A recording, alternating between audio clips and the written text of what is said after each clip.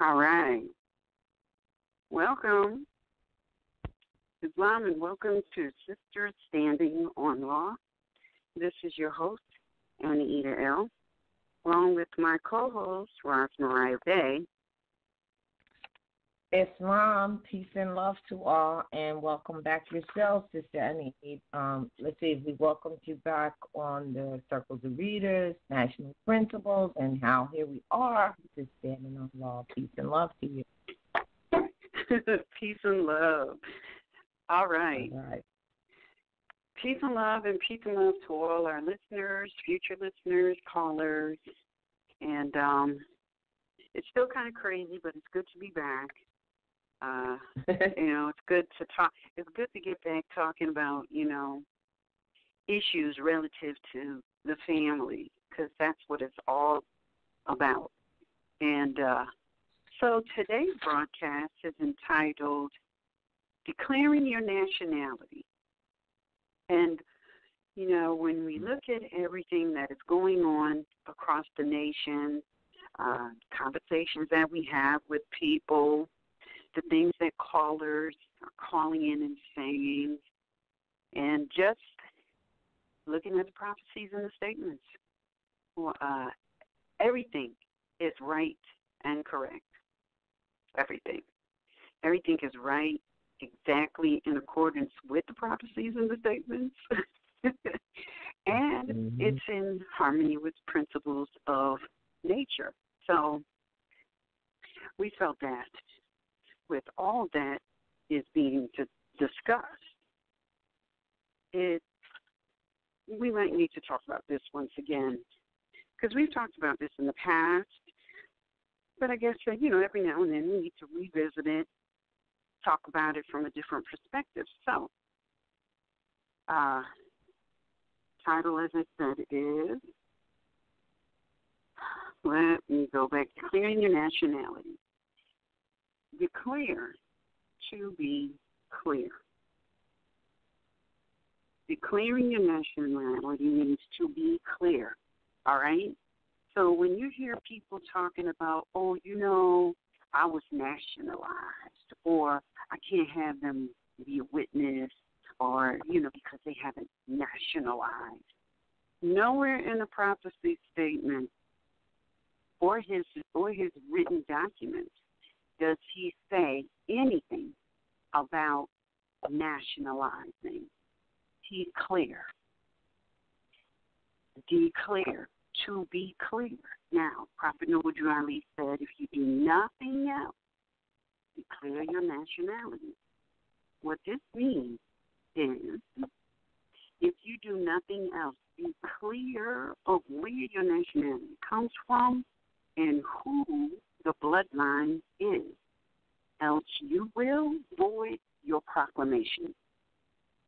And this is why in the prophecies and the statement, he says, study, study, study. But if you don't study, specifically for the son, he said that the numbers are going to be drastically reduced to almost not even being in existence. And for mothers, the numbers are going to be drastically reduced. Why? Because you have not studied. You have not studied. You have not studied.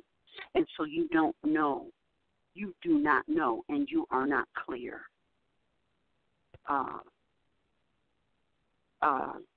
You're not clear where your nationality comes from and who the bloodline is. You're not clear. And in your conversation and in your written documents, you're demonstrating that you're not clear. So you become a target. And these employees of corporations will take you out. The prisons are full of people who either didn't get the information, therefore didn't study, as well as people who got the information and didn't study, as well as people who got the information and was not clear. That's it. That's all there is. There's nothing else. He said, study, study, study, and if you do nothing, be clear all about your nationality for a reason, because this is what they're going to use to take, the people out one by one across the nation.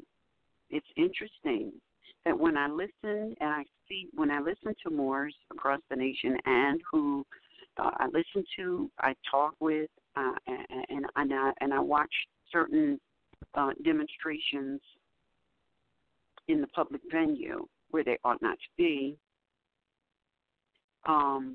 we are the only people who feel the need to shout out our bloodline, shout it out, and be incorrect at the same time.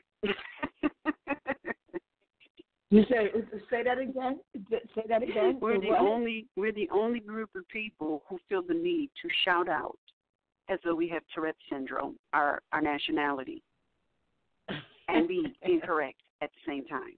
We're the only people. You will never go to Japan and see no Japanese standing up or being attacked, talking about, I'm Japanese. I'm Japanese. I'm Japanese American. I'm Manchurian. I'm Manchurian American. You will never see that. You will never go anywhere and see any of the nationals doing things like that. You know why? Because they declared their nationality. Translation, they're clear. You go over to Japan and China, which is the same landmass, corporations, technically. The people over there, they know who their bloodline come from. They honor Mother every year in song and dance. They honor Mother every year. Let me rephrase that. They honor the Asiatic Mother every year in song and dance. Every year. Every year. They have a yearly celebration where they honor the Asiatic Mother every year. So they know. They're very clear. They have, and they do. They declare their nationality. They proclaim their nationality every year because that's in a public venue. But they declare it, and then they proclaim it, and then they're proclaiming. They demonstrate that they are clear. They know that their lineal bloodline is the Asiatic Mother, and they honor her every time. And I can tell you from my own experience with the Orientals, whenever they see an Asiatic Mother who demonstrates that she knows who she is, they bow down. Now, I'm not saying you need to bow down. I'm just saying that is their custom. Guess what? It's also our custom because that's what the hand on the heart and the slight bowing of the head is all about. That's what it's about. It's about honoring, right? But they know who Mother is. They know why they're declaring. They're very clear on the declaring of their lineal descent bloodline, and every year they proclaim it to the world in song and dance. You will never, ever see them shouting it out as though they have Tourette syndrome. Not on their landmass and not over here because they're clear. That is what declaring your nationality is all about. Now, let me tell you what I've done, what I have noticed people proclaiming on this landmass. Once you get your name correction and proclamation, you then go out and you proclaim that you are some sort of commercial entity. Once you do that, you void your name correction and proclamation. Because, and at the same time, you make a public proclamation that you are not clear. And because we are not clear, we don't study, and we do not comprehend that the lineal descent bloodline is Mother, because these modern Europeans are using this to set precedents. It's not law. It's just precedence. It doesn't mean anything. But they use these and they say, look, this is the precedence. If these people come up in here talking about a captured straw man, or you charging the birth certificate, here's the paper, or if you come up in there talking about you can't touch me because I'm inside of a trust, they set precedence. The precedence says they're a corporation. They said it. We published it. There it is. Mm-hmm. They said it. We published it. There it is. Anybody else come up in here talking this mess? They just let you know they voted in incorrection or proclamation. They're not clear. They didn't do any studying. Mm-hmm. They don't know that their lineal descent bloodline comes from mother, not a corporation.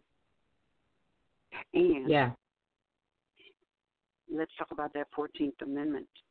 See, because Roz and I, we were having a very, very interesting conversation before this call, before this broadcast, and she wanted me to repeat this. So while it's fresh on my brain, I'm going to repeat it. Yes, it's beautiful. When you before you repeat it, let's presage this with the fact that we are to enforce the law of this land, organic constitution. That is what we are to do. All the other stuff, it doesn't even apply. So I want to make sure because doing everything but that. So I want to presage with that. So go ahead. Yes. So the supreme law of the land, as documented, published, proclaimed in the Moroccan American Constitution of 1791, it says this is the supreme law of the land, all right? Now, Prophet Nubudu Ali said study. Did anybody really study that document? And please, don't come to me with hearsay about, the Constitution was suspended. It was not suspended. You know, the only way the Constitution can be somewhat suspended is if the people don't enforce it. All right? Yes. That don't mean it's going away. It just means that the people are not enforcing it. So, the Articles 1 through 7 is the blueprint that all corporations are supposed to be established. Now, if you go back and you read, you follow along in our readings of White Cargo. In White Cargo, these employees of various corporations who had enslaved modern Europeans and then subsequently, their slaves over the modern Europeans to work in their companies. Their companies then, their companies today. They're not government. Stop calling them government because government is just another word for corporation. So they brought their slaves over to work in their company, slave labor. That's where all the labor laws came from.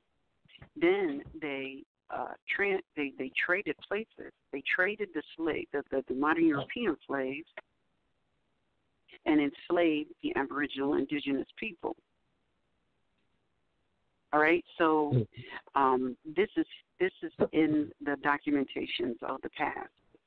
All right, so it's not just it's not any making stuff up. I'm not even, you can go and research it across the nation, you'll find it.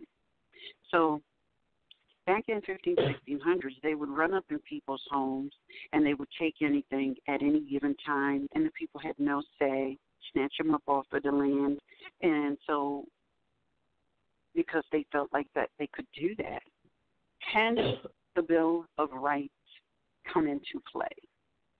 The Bill of Rights 1 through 13. Now when we say 13, we're talking about the original 13th Bill of Rights with the 20 sections, not the stuff they have published today. Those are Bill of Rights. They're Bill of Rights because they protect the rights that the people already have. So because these people were not clear on what type of corporate activity they could do, they wrote the Fifth Bill of Rights. You can't run up in people's homes and take whatever you want to. Not going to happen. Then we have the Fifth Bill of Rights. You're not going to do anything to people without due process of law. And that means there must be a sworn complaint from the injured party. The injured party cannot be a corporation. It has to be a flesh and blood being. All right? The Bill of Rights, second Bill of Rights says that you have a right to arm yourself, and it has nothing to do with you fighting in any of their wars. You have that right. Now, in Bill of Rights 1, the first Bill of Rights says that you have the right to associate with whomever you choose, and no one can force you, and it cannot be assumed. This is the first Bill of Rights, which most people don't even acknowledge. Also in the first Bill of Rights, it says that you can be a party to, you can engage in any religion you want to,